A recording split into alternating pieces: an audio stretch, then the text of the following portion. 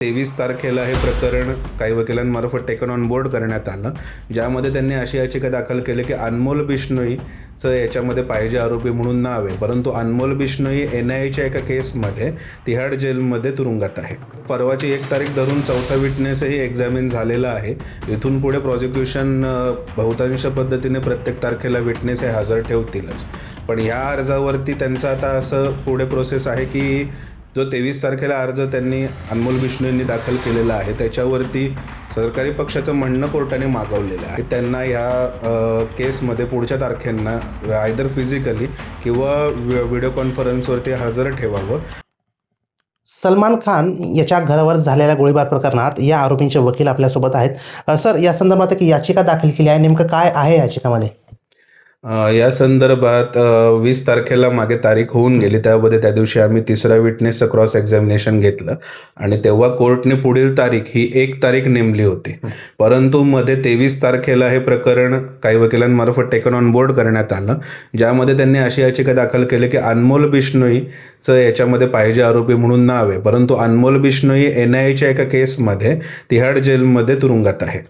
परंतु त्याच्या पश्चात हा खटला चालल्याने त्याने अशी इच्छा याच्यामध्ये वर्तवली आहे की त्याला ह्या खटल्यामध्ये हजर करण्यात यावं, आयदर फिजिकल हजर करण्यात यावं किंवा व्हिडिओ कॉन्फरन्सिंग मार्फत हजर करण्यात यावं.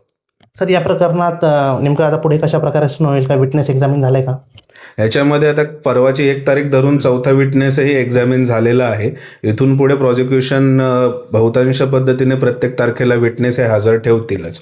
पण ह्या अर्जावरती त्यांचं आता असं पुढे प्रोसेस आहे की जो 23 तारखेला अर्ज त्यांनी अनमोल बिश्नोईंनी दाखल केलेला आहे त्याच्यावरती सरकारी पक्षाचं म्हणणं कोर्टाने मागवलेलं आहे. तर ते म्हणणं पुढच्या 15 तारखेला येईल अशी अपेक्षा आहे. या अर्जावर नेमकी कोर्टात कशा प्रकारे प्रोसेस असणार आहे, नेमकं काय? या अर्जावरती सरकारी पक्षाचं म्हणणं ऐकून कोर्ट आदेश देऊ शकतं की त्यांना ह्या केसमध्ये पुढच्या तारखेंना आयदर फिजिकली किंवा व्हिडिओ कॉन्फरन्सवरती हजर ठेवावं.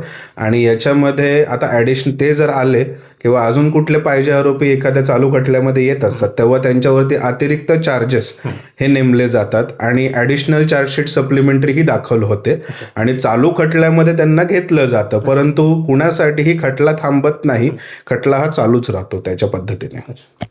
पुण्याहून टाइम्स नाव मराठीसाठी मी दिनेश वडणे.